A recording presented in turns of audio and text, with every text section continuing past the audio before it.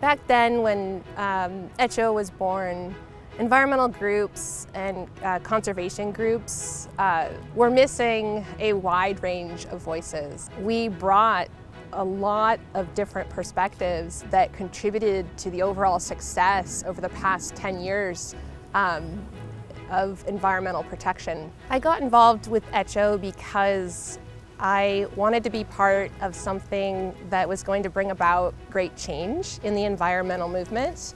I have always cared about the environment and conservation ever since I was little. And I also cared about people and how people relate to their environment and people being a part of the processes that made change. And so being able to work at HECHO and being a part of HECHO has helped me fulfill a dream of mine to connect those two pieces. In those early days, I saw a wonderful potential in an organization that would elevate Hispanic voices in conservation policy and in particular in public lands and water advocacy.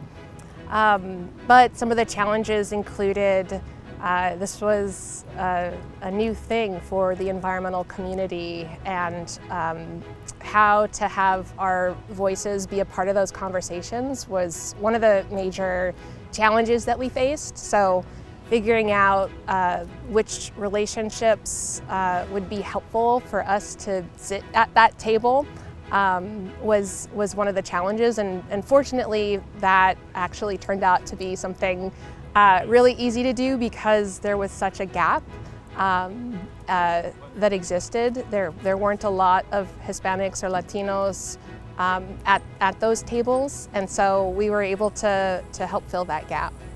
In order to do that, the challenge was that we had to organize and really develop a place where Latinos could come together and be united around common themes and a similar cultural background and experiences. And we were able to do that by sticking to the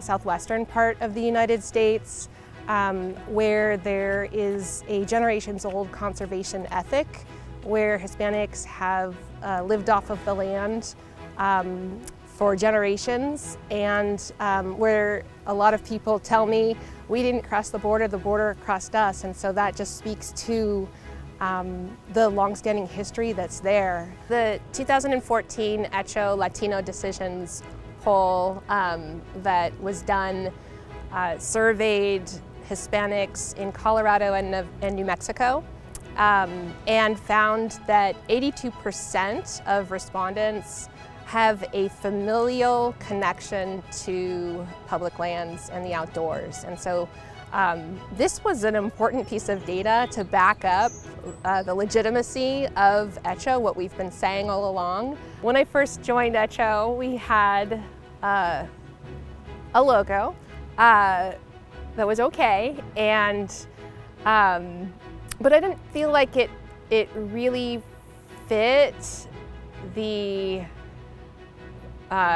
motivation that we carried with us to build the organization. In 2015, when we redesigned our logo and created a completely new website with that logo and those colors and that brand identity, we were able to take that and put that on all of our materials and use it as a way to motivate and excite people about what we were doing. It's so funny how something so simple, how a look and a feel can really resonate with people and pique their interest about what you're doing. And so we used that to really help define and kick off all of our advocacy work. When I came into HECHO, I looked at La Senda, which was the roadmap the first roadmap that HECHO had. And that roadmap was kind of like a campaign plan, and it was really focused on balancing uses of our public lands. So at the time, there were some pretty big threats with the oil and gas industry leasing public lands. Then in 2016, after I had come on board, we decided to take a closer look at our approach. That 2016 strategic roadmap was that we were going to really focus on amplifying Hispanic voices. After we had honed our communication and amplifying Hispanic voices on conservation policy issues, then we decided it was time to even further carve out our niche and be specific. And so this is the current strategic roadmap that we're on. It has 3 priorities. And the first priority is to ensure that Hispanic leaders are a part of conservation wins. And to do that, our main focus has been to build our Hispanic Conservation Leadership Council. And that would be 100 members by the end of 2023. The second priority in that is to ensure that Hispanic voices are part of the decision-making table. So this kind of plays off of some of the previous work that we were doing. The third is to ensure financial sustainability for the organization. The Hispanic Conservation Leadership Council is a first-of-its-kind network of Hispanic leaders connected regionally across Arizona, Colorado, New Mexico, Nevada, and Utah. We come together and we discuss perspectives about all kinds of issues. This network is very powerful because it consists 75% of local or state elected officials, 25% of community leaders. And so these are existing leaders in communities across the Southwest, leveraging that leadership platform to help engage and connect the conservation issues to the community directly and bring that back into Washington, D.C.'s policy decision-making spaces. Initially, we needed to stay kind of focused on a few issues because we were a small team. And now that our team has grown from 1 to 3 to 7 staff members, we are able to kind of conquer and divide that work.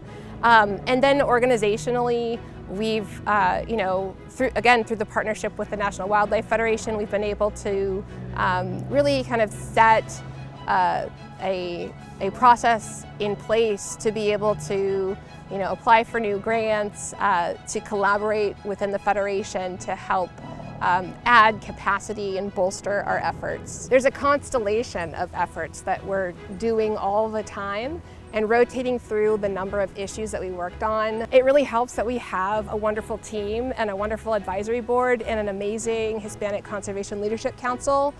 On HECHO's 10th anniversary, I am just so amazed at all we've been able to accomplish. It's been a great 10 years, and looking into the future, we are hoping to connect with more people and build new partnerships, build upon old ones. So we're really hoping and asking everybody to reach out and to follow us and be a part of this wonderful organization that has done so much over the past 10 years.